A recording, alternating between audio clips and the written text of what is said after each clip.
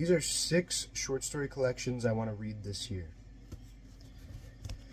First, we have Ship Fever by Andrea Barrett, and this is a short story collection that combines biology and natural history facts with fiction writing, obviously. And she wrote one of her stories is a fictional account of Linnaeus, and I thought it was very interesting. So definitely check this book out.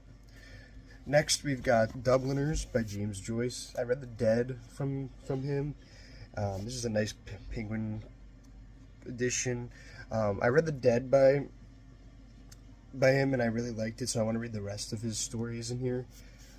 And I think The Dead is the longest one in here, so I think the rest of them in here are a little bit shorter, but I've heard great things about these, and also I really enjoyed The Dead, so I'm going to check this out myself, the rest of them. And I think you guys should check out at least The Dead, too. It's great writing. Next, we have Yasunari Kawabata's First Snow on Fuji, and this is translated by Michael Emmerich. This is a Japanese author who won the Nobel Prize.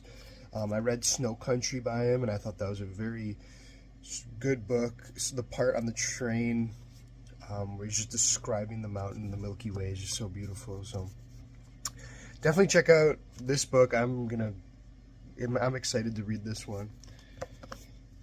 Next, we've got Hemingway. Everyone's heard of Hemingway, Ernest Hemingway, and this is In Our Time Stories.